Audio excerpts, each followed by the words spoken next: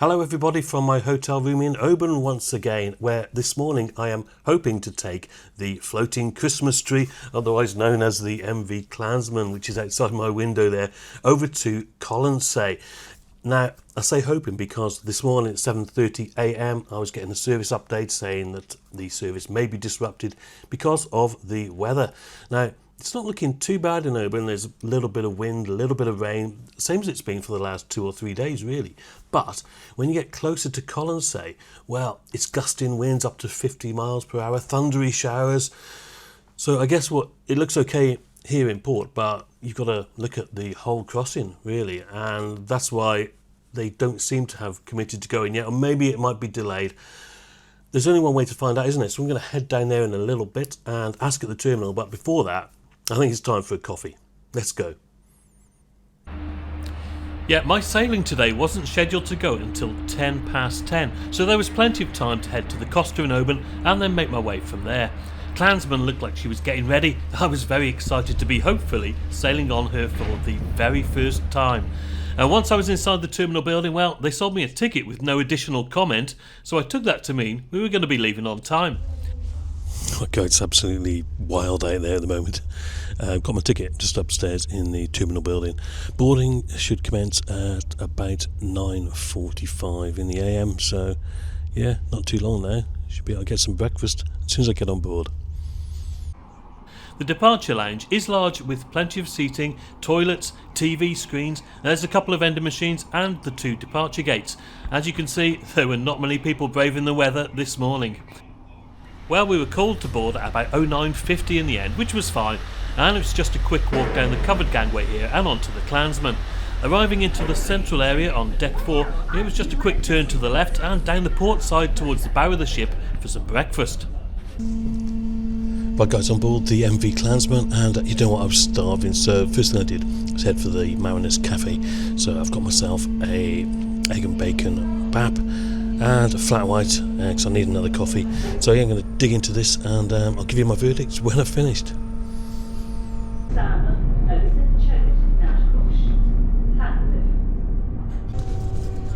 Alright guys, so yeah, just finished my breakfast. That was really nice. Managed to get egg all down me, of course, but there you go, it was tasty nevertheless.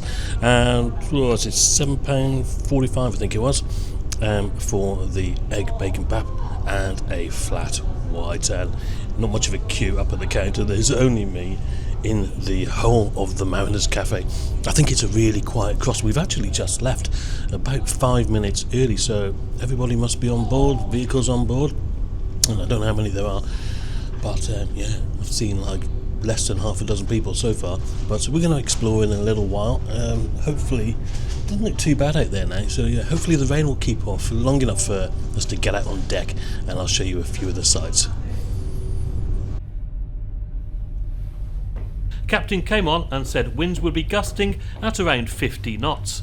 I finished my coffee and headed out onto deck, where we were already making our way to port. Sailing time today was timetabled to take 2.5 hours, arriving into Colonsay at 12:40 in the PM. Alright guys, so out on deck, just leaving Oban behind us there. And you know what, the sky doesn't look too bad over there, does it? But then I kind of turn around here and oh my god, it looks absolutely terrible. It's going to be wild, this one is, but yeah, anything could happen, I think, at the moment. I'll try and stay on my feet when I'm outside, avoid the pools of water on the deck, and yeah, see how it goes. Yeah, to say the weather was changeable would be a bit of an understatement. Patchy blue skies leaving Oban, then 10 minutes later we're enveloped by a cloak of grey. I'm up here on deck 5 towards the stern here, where there is limited shelter from the elements, to be honest. Make sure you duck when you're close to the railings, otherwise you run the risk of being garroted by the Christmas decorations.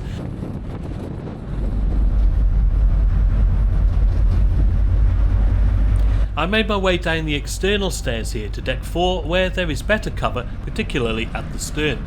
There is also plenty of seating and table seating if you need it under the roof here. And we've got good deck space on both port and starboard sides, but yeah, you are certainly more exposed, so make sure you wrap up warm at this time of year. And by the way, talking about Christmas decorations, have you noticed the Santa hat on the Calmac logo here? I didn't last very long outside at this point, to be honest. There were some great views of the Isle of Colonsay here to port, but I kept getting hit in the face by spray.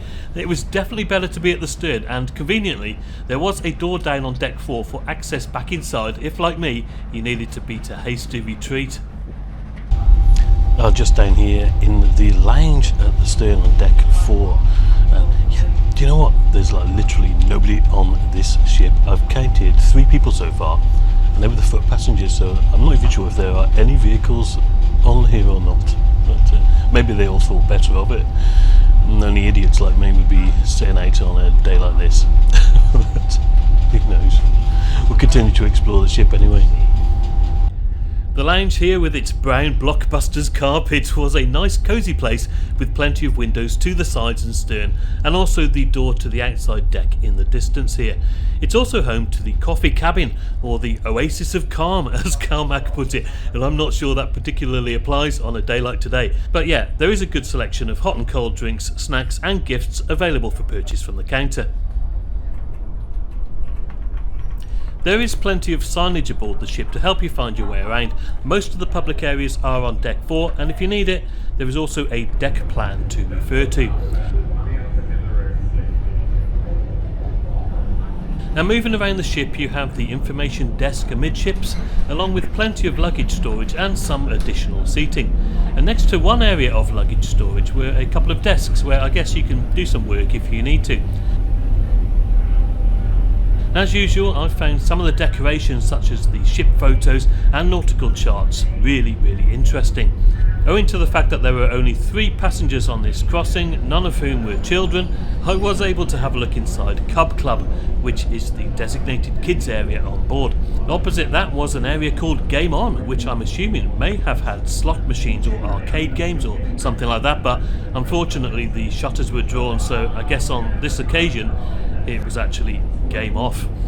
There is plenty of additional airline style seating available down the sides of the ship, and an area for pets on the starboard side.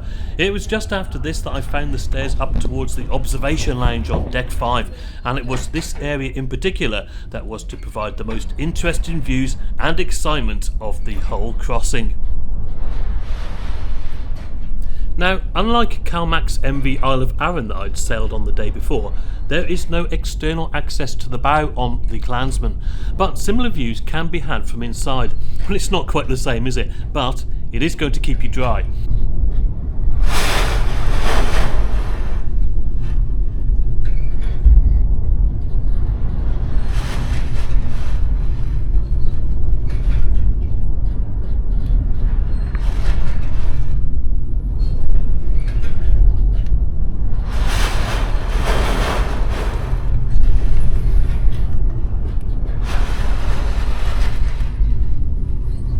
The lounge is large with suitably sized comfy seating arranged around smaller tables. There were toilets up here, and the carpet was a bit easier on the eye, I must say. There were plenty of power sockets if you need them to keep your devices charged up. And I'm sure it gets really busy in the summer, but on this occasion I had the whole place to myself. The sea, that was raging outside, and I stayed up here for quite a while watching the waves crashing against the bow. But after a while, and thinking about what I was going to do for lunch later, I decided it was probably prudent to go back outside for a bit and get some fresh air. And it was certainly fresher out here. I thought I stood a reasonable chance of finding my sea legs on this crossing, and do you know what? It reminded me a little bit of an aircraft in that, when you're in something like a Twin Otter, for example, well, it certainly feels more like you're flying than when you're in an A380. And sometimes you hear that the captain's going to deploy the stabilisers when the sea's a little bit rough. Well, I didn't hear that on this ferry. I'm not even sure it's got any stabilisers, to be honest. But I was keen to learn a little bit more about this classic ship, so enjoy the scenery with me, and I'll tell you a bit about the history of the Clansman and its technical details.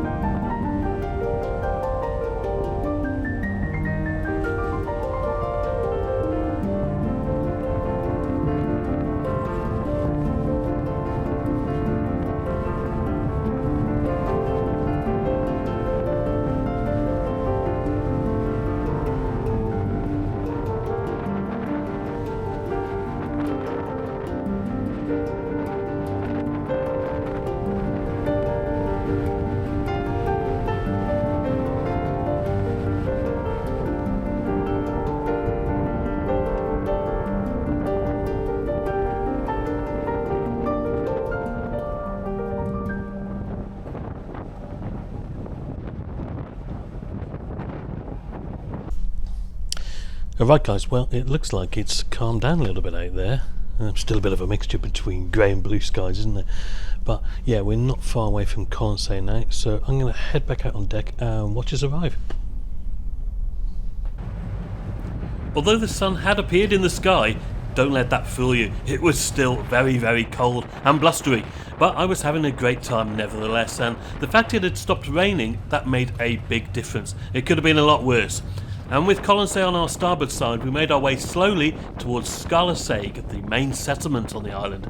Colonsay is an island of 15 3/4 square miles and has a population of approximately 117, which is more than I expected for some reason. And located in the Inner Hebrides island group, it is the ancestral home of Clan MacPhee and the Colonsay branch of Clan MacNeil.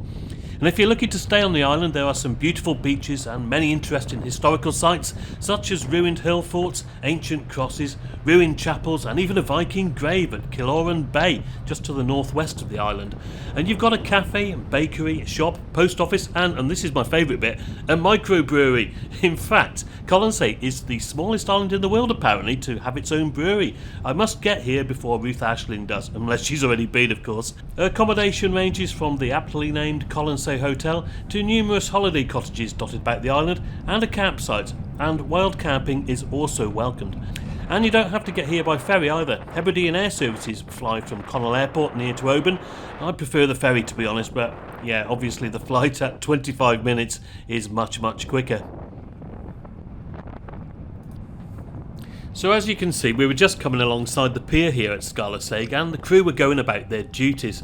And before long the ramp was being lowered, and in the distance I could see that there were a few vehicles parked up and waiting to board for the crossing back. And also, it looked quite hilly here, so yeah, I guess the harbour can afford some protection from the wind. But it looks really picturesque actually, and I'm definitely going to add it to my list of places to visit properly in the future. The vehicles waiting on Colonsay drove on, and looking at the number of vans here, I guess at this time of year you've got mainly a mix of the odd residents and then it's contractors working on the island, and that's about it. Well, we didn't hang about. The ramp was quickly raised again and we left the pier. Captain announced that he was hoping for a smoother crossing on the return leg, and looking back at Colonsay, yeah, I was hoping we'd left the worst of the weather behind us. Alright guys, so that was Colonsay. We arrived into port about a quarter of an hour late in the end. Well, that's not surprising, is it, considering the weather on the way down here. But yeah, there was one foot passenger that got off and one vehicle. Some guy ran down the ramp, picked it up and drove it off. But there are actually a few vehicles boarding from Colonsay, so I'm expecting it to be a little bit busier on the way back. But yeah, and it literally took 5 minutes in and out, so we've left pretty much back on time again. So I'm going to enjoy the crossing back now, go and get something to eat for lunch I think, and yeah, hopefully it's a little bit smoother than the way down here. I hope you enjoyed it anyway. I'll see you in a bit. Yeah, well, I don't know what happened to the other foot passenger. I never saw him again. But the crossing back was comparatively calm. Either that or I'd just gotten used to it. Interestingly, the observation lounge was closed on this return leg, and I'm not quite sure why. Maybe it's a safety thing when the weather's rough, in which case you would have thought it would have been shut on the way down. But actually, when I was in there earlier on, I was fascinated to read that the curtains have to be closed during the hours of darkness because the interior lights impede navigation. Well, I never knew that. Anyway, all the other areas were open apart from a short period of time when the entire crew on board had to take part in an emergency training exercise, and that was quite exciting. But I spent most of my time out on deck again enjoying the scenery. A couple of things to close off. Wi-Fi again, absolutely excellent, no issues at all with connecting or using.